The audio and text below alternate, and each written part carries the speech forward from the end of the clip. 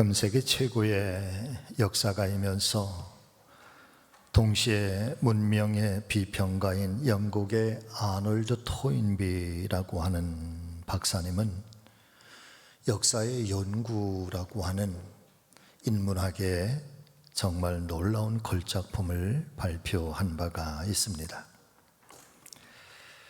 그는 과거에 무수한 문명이 흥하느냐 쇠하느냐의 흥망성쇠를 도전과 응전이라고 하는 법칙으로 설명을 하고 있습니다.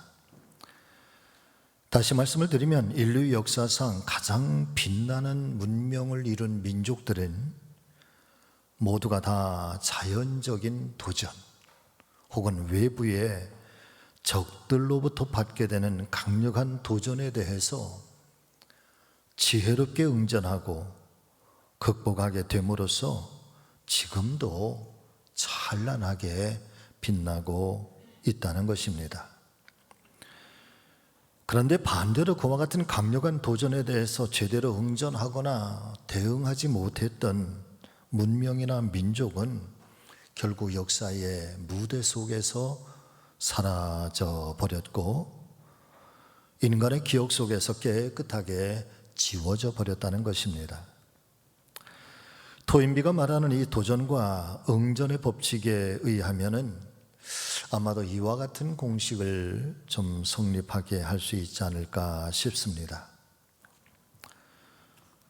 도전과 응전에 대해서 이 강력하게 외부로부터 다가오는 어떤 어려움들, 시련들, 역경들, 그런 도전들에 대해서 온전한 응전과 바른 응전을 하게 될 때 그때 한 문명이나 한 민족이나 한 국가는 흥하게 되는 것이고, 거기에 바른 응전을 하지 못하게 될 때에는 쇠할 수밖에 없는 것. 특별히 여기에서 말하는 이 문명과 이 한 국가와 민족을 한 사람의 인생이라고 가정을 한다면 인간은 누구나가 다 반드시 도전과 응전 속에서 살아갈 수밖에 없는 존재들이고, 마찬가지로 인생에는 수없이 많은 난관들과 또 역경들이 끊임없이 도전해오고 그 도전에 대해서 어떻게 응전하고 있는가, 또 어떻게 대응하고 있는가, 그에 따라서 한 사람의 인생도 한 가정의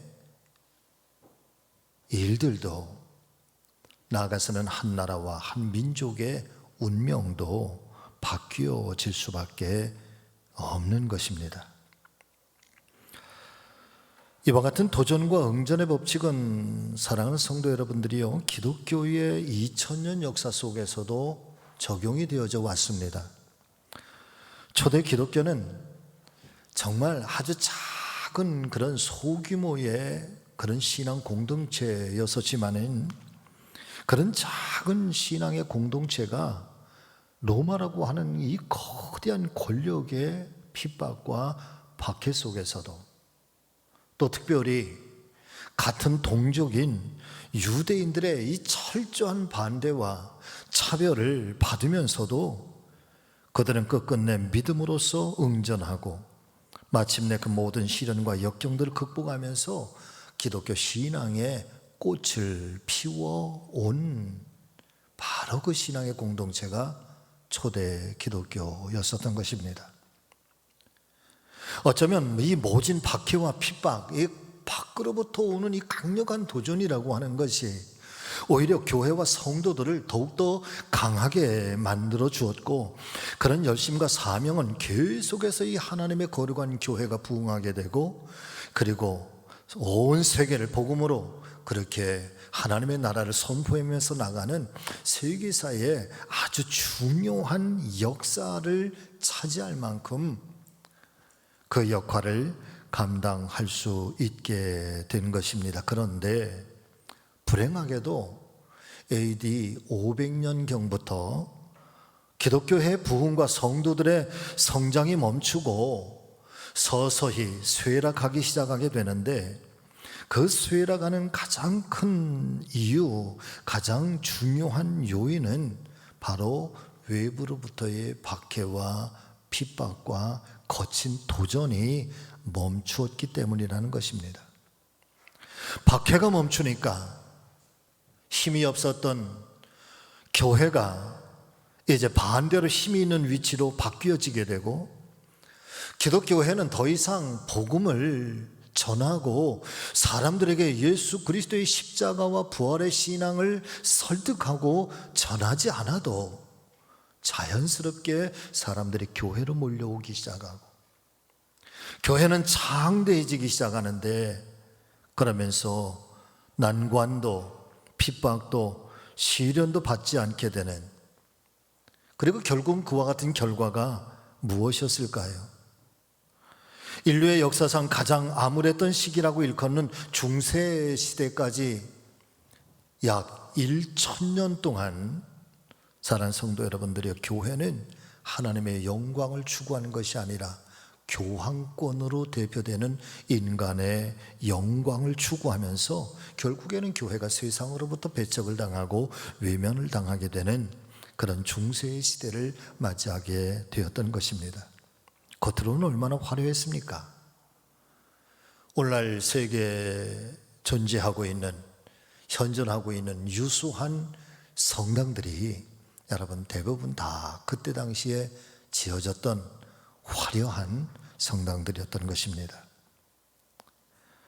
이런 결과가 16세기에 들었으면서 문예혁명이라고 불리워지는 르네상스의 시대, 문화혁명이라고도 하고 문예혁명이라고 말하지만, 그러나 그 본질은 여러분 인본주의입니다.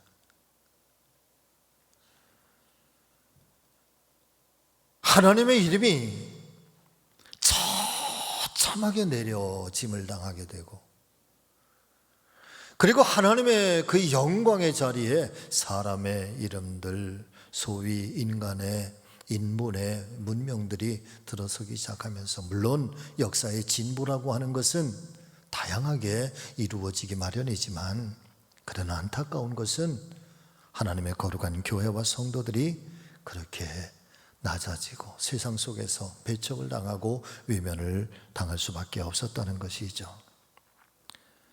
그러기 시작하면서 종교개혁운동으로 이어지는 새로운 신앙의 부흥운동이 일어나기 시작하고, 말씀의 운동이 일어나기 시작하고, 믿음과 기도의 운동이 일어나기 시작하면서 오늘날의 개신교회가 탄생하게 되었던 것입니다. 그렇습니다. 시편 119편 71절의 말씀에서 하나님은 우리에게 이렇게 말씀을 해주시고 있습니다. 여러분 한번 이 말씀을 같이 읽어보겠습니다. 고난당한 것이 내게 유익이라, 이로 말미암아 내가 주의 율례를 배우게 되었나이다. 조금 쉽게 번역한 쉬운 성경을 보면은 조금 다르게 말씀해 주시고 있는데, 고난당한 것이 나에게 행복입니다 라고 성경은 그렇게 번역을 해주고 있습니다.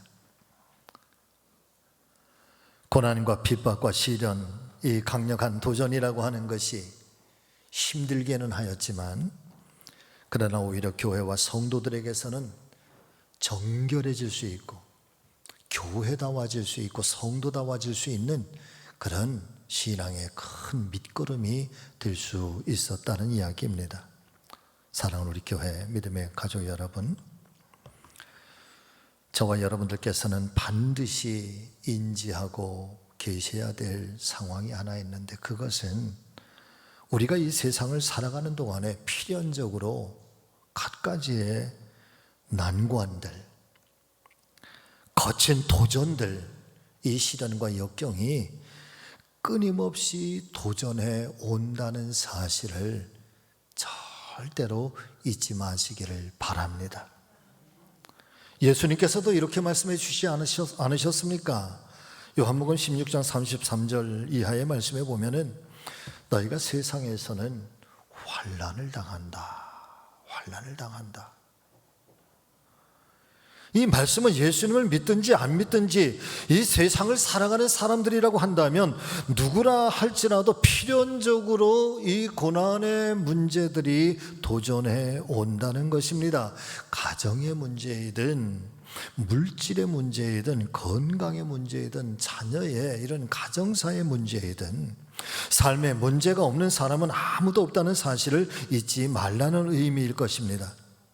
만약 이런 사실을 인식하지 못한 채 어느 날 한밤에 강도처럼 우리에게 이런 거친 도전들이 다가오고 거친 시련들이 급작스럽게 밀려오게 될 때 준비되지 못한 사람들은 그런 상황 앞에서 여러분 당황하게 되고 또 응전할 수 있는 능력이 없어서 결국에는 낙심하고 깊은 실망과 좌절감에 어찌할 바를 모르게 될 것입니다. 그러나 그와 같은 때가 있다는 사실을 미리 알고 영과 육으로 무장하고 준비하고 있다고 한다면 그런 순간이 닥쳐온다고 할지라도 지혜롭게 극복하고 반드시 승리하는 삶을 살게 될 줄로 믿습니다.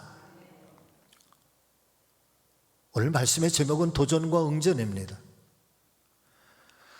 과연 그런 거칠게 다가오는 이 환경의 도전들 앞에, 그런 시련과 역경이라고 하는 이 도전들 앞에서 하나님의 교회, 하나님의 사람들은 어떻게 응전하며 어떻게 그런 속에서 생존할 수 있을까? 아니, 생존하는 것을 넘어서 어떻게 번영하고 어떻게 미래를 꿈꿀 수 있을 것인가?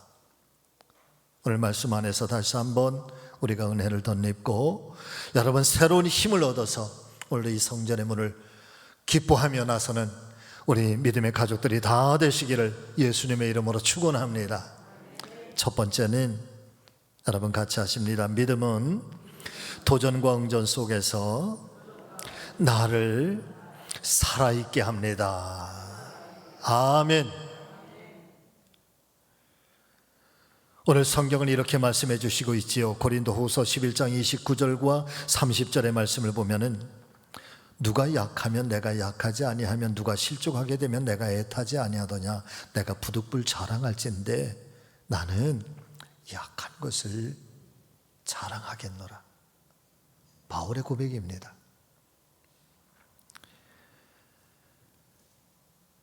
그러니까 사도 바울은 자신이 처한 이 삶의 환경을 살펴볼 때마다 자신이 얼마나 연약한 존재인지, 그래서 자신의 힘과 능력으로는 도저히 이런 현실을 이겨낼 수가 없어서 오직 하나님 한 분만 바라볼 수밖에 없었고 오직 한 분 예수 그리스도만을 의지할 수밖에 없어서,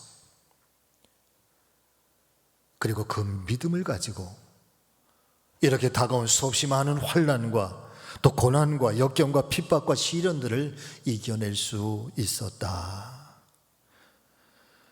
그렇게 자신의 지나온 삶을 돌아보면서 한 가지 고백할 수 있는 진실한 신앙의 고백이 하나 있다라고 한다면 그것은 바로 이 고백인 거죠. 나는 약하지만 주님이 강하십니다. 나는 한없이 연약한 존재지만 하나님은 한없이 강하신 분이십니다. 그래서 내가 내 삶에 그런 아주 깊은 고난 속에 처할 때마다 바라볼 수 있는 분은 단 한 분밖에 없다는, 나는 약하지만 주님이 강하시니까. 나는 붙잡을 수 있는 것이 아무것도 없지만 그러나 하나님이 오늘도 나를 살펴보고 계시니까, 그 하나님이 오늘도 나와 함께 계시니까. 사랑하는 성도 여러분, 같이 하실까요? 나는 약하지만 우리 하나님은 강하십니다. 아멘.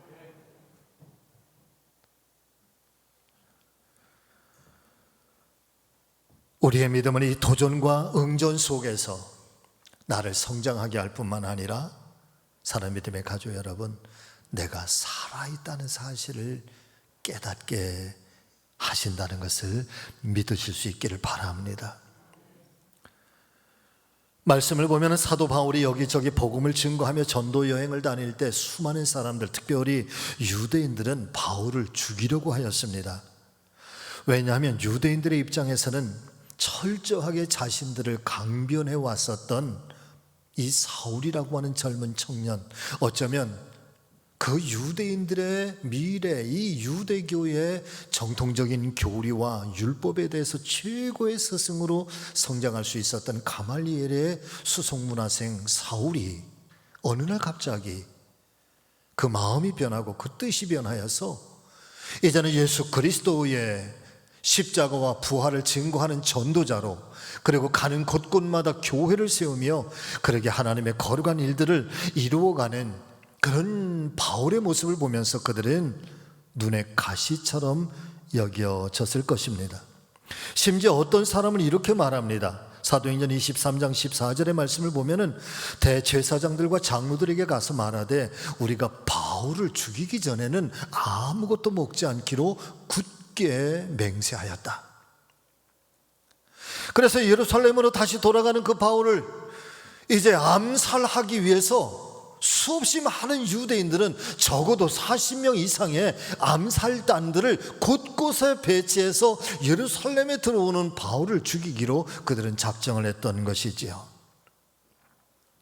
그럴 때마다 바울은 오히려 더욱더 간절한 심령으로 하나님 앞에 기도할 수밖에 없었고, 그때마다 하나님께서는 은혜를 베풀어 주셔서 바울을 지켜주시고 바울을 보살펴 주신 줄로 믿습니다. 예수님께서 말씀하셨습니다. 세상에서 너희가 환난을 당하나 담대하라, 담대하라, 담대하라, 담대하라. 내가 세상을 이기었다. 우리가 세상에서 당하는 환난을 피할 수는 없지만, 그러나 여러분 두려워하지 마십시오. 그 심령을 담대히 하고 이미 세상을 이기시고 승리하신 주님을 신뢰하고 그 사랑과 은혜를 덧입고, 그리고 도전해오는 이 거친 환경들 앞에 여러분 승리하실 수 있기를 예수님의 이름으로 축원합니다.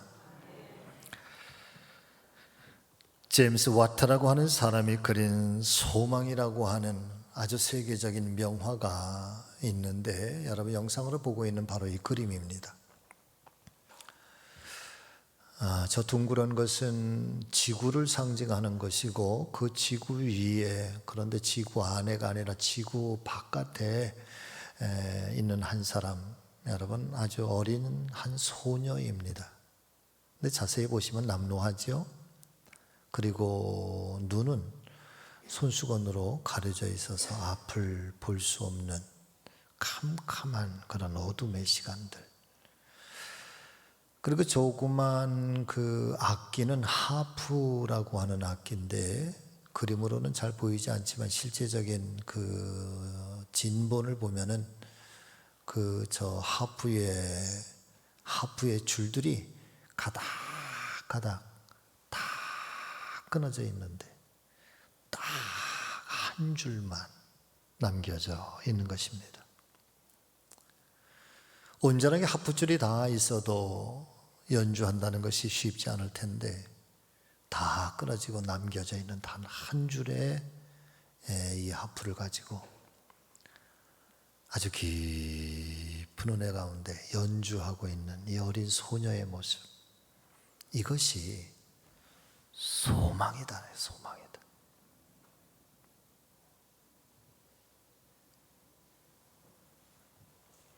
인맥의 줄이 다 끊어지고 물질의 줄이 다 끊어져서 여기저기 막혀 있고, 세상 줄과 믿었던 사람들과의 관계의 줄도 다 끊어져서 세상 천지에 오직 나 혼자만 남아있는 것 같을지라도, 그래서 앞을 볼 수 없는 캄캄한 어둠과 절망의 순간이라고 할지라도, 그러나 내가 하나님과 교통할 수 있는 믿음이라고 하는 이 단 하나의 줄이 내게 있다면, 그리고 그 믿음의 줄 그 하나 가지고 내가 하나님과 교통할 수만 있다면, 나는 내 인생 속에서 노래를 부를 수 있다고 하는 이 상징적인 의미가 제임스 와트의 그림 속에 담겨져 있는 소망인 것입니다.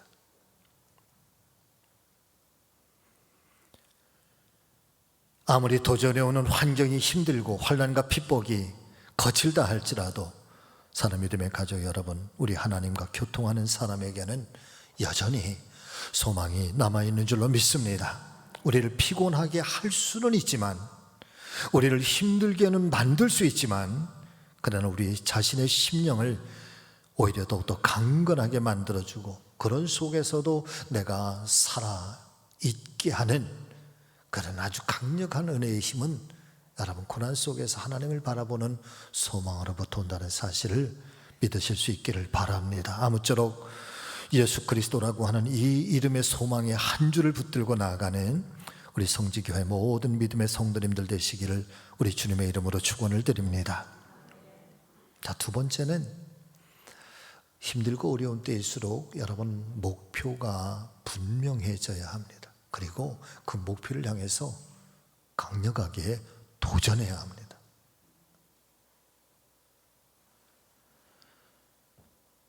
다메섹으로 가는 길에서 정오의 빛보다 더 강한 빛이 하늘로부터 임재하기 시작하면서 사울은 앞을 볼 수가 없게 되고, 그런 속에 부활하신 예수 그리스도의 음성이 여러분 사울에게 임하게 되는데, 이 짧은 한 귀절의 말씀 속에는 굉장히 깊은 의미가 담겨져 있습니다. 사울아, 사울아, 내가 어찌하여 나를 핍박하느냐? 주여 누구십니까? 주여 당신은 누구십니까? Who are you? 당신 도대체 누구십니까? 나는 내가 핍박하는 예수라.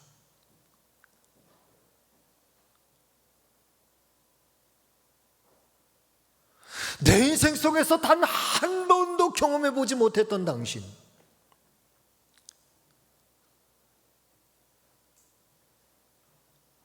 내가 한 번도 깨달아 보지 못했던 바로 당신, 당신은 누구십니까?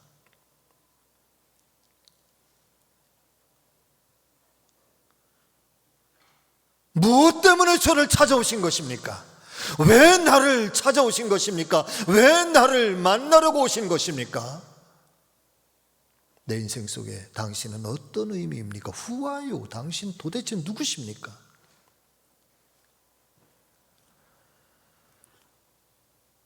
눈이 먼 채로 사람들에게 이끌려서 다메섹에 들어가는 이 초라한 사울의 모습, 여러분 아이러니하지 않습니까?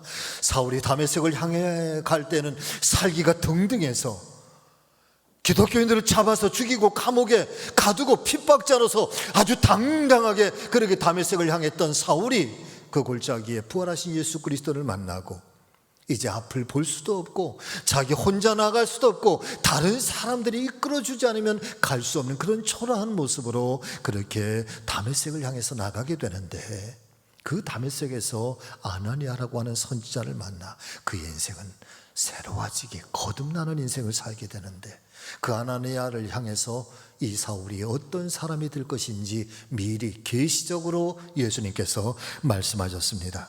사도행전 9장 15절과 16절의 말씀, 주께서 이르시되 가라, 이 사람은 내 이름을 이방인과 임금들이 이스라엘 자손을 앞에 전하기 위하여 택한 나의 그릇이다. 그가 내 이름을 위해서 해를 얼마나 받아야 할 것을 내가 이제 그에게 보이리라. 바울은 주님께서 계시해 주신 것처럼 그렇게 자신의 일생 전체를 예수님을 위하고 십자가와 부활을 증거하는 복음을 전한 일에 그 일생을 바치다가 마지막 순간 순교를 당했던 숭고한 순교자였던 것입니다. 그런 그의 생애를 가만히 성경은 증거하기를 거친 환경이 도전해 오면 올수록, 고난과 핍박과 어려움이 거슬면 거슬수록, 거칠면 거칠수록 그는 복음을 전하는 자신의 사명의 일들에 대해서 그 목표가 흔들리지 아니하고 오히려 더욱더 또렷하게 그 목표를 향해서 내가 죽으면 죽으리라, 자신의 삶의 이 사명의 목표를 멈추지 않는 그런 불꽃 같은 인생을 살았던 사람이 사랑하는 성도 여러분들이 바로 바울이었던 것입니다.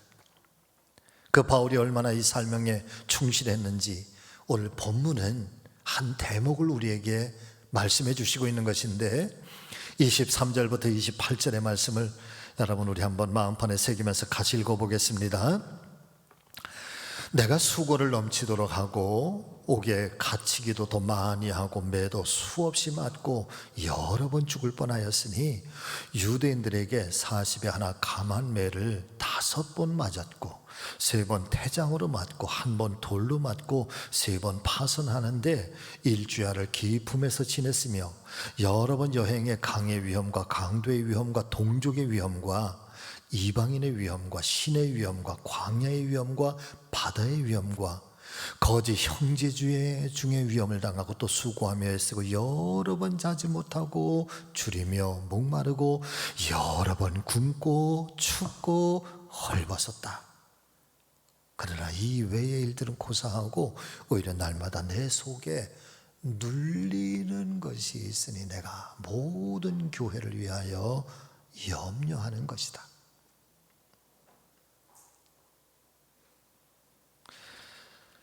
이 말씀 속에서 여러분 저는 정말 감동을 받게 됩니다. 무슨 말씀인고 하면 그렇게 엄청난 이 환난과 핍박을 수도 없이 많은 위험과 역경을 받았음에도 불구하고 바울은 내가 그런 위험과 역경과 시련과 위험과 고통과 괴로움은 얼마든지 견디고 인내하고 내가 극복하고 이겨낼 수 있다. 그런데 내 마음의 깊은 곳에서 날마다 나를 짓누르는 일이 위험과 역경과 시련과 위험과 고통과 괴로움은 얼마든지 견디고 이겨내고 내가 극복하고 이겨낼 수 있다. 이런 핍박과 어려움 속에서 그런데 견뎌내고 있는가? 정말 그것이 그 염려가 내 마음에 깊은 곳에 나를 누르고 있다는 이 바울의 심정을 여러분 이 말씀 속에서 깨닫게 되는 거지. 이 코로나 시대에 얼굴을 못 뵌 우리 어른들이 참 많이 계시는데 이분들은 잘 견뎌내고 계시는 걸까?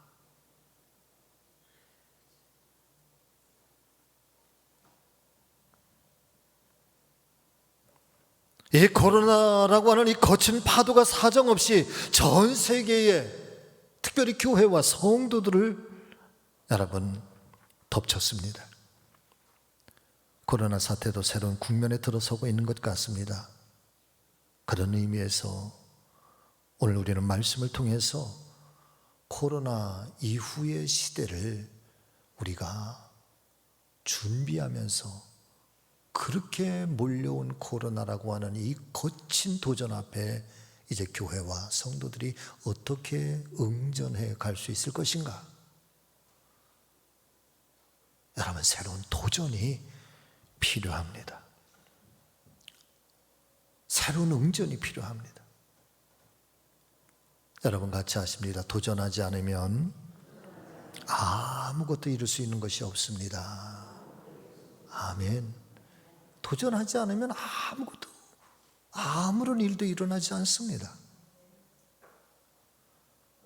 새로운 열심이 필요하고 지금 현실이 어렵다고 그냥 그 자리에 머물 수 있는 것이 아니라 다른 어떤 교회들보다도 어떤 사람들보다도 먼저 한 발 더 빨리 준비하고 한 걸음 더 강하게 도전할 때 그에 따른 선한 결과를 우리는 얻을 수 있게 될 것입니다.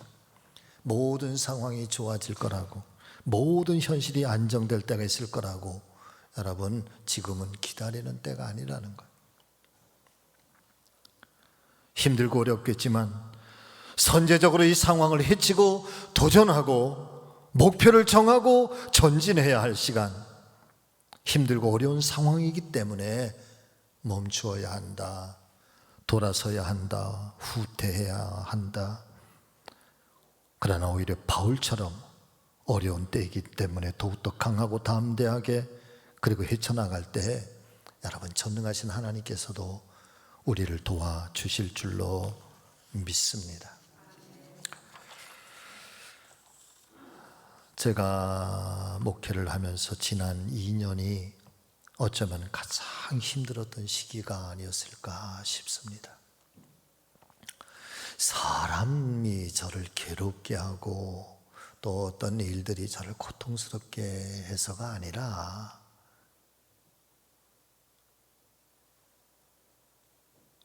무엇인가 하나님의 교회가 교회로서의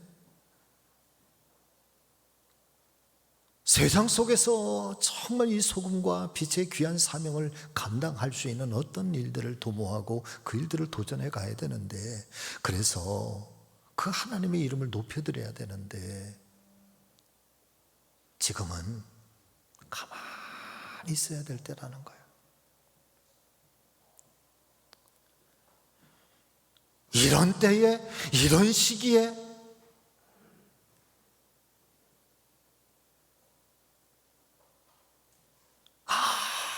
아무것도, 이게 얼마나 힘이 든지 말이에요. 이게 얼마나 고통스러운지 말이에요.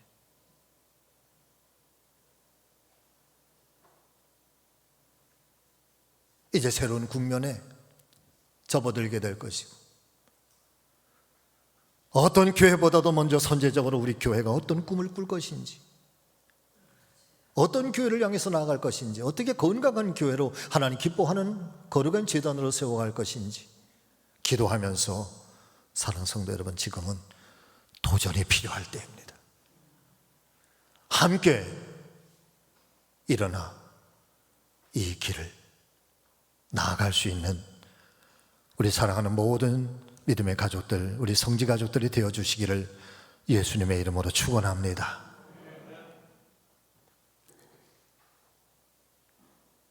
저를 비롯해서 우리 장로님들이 가장 먼저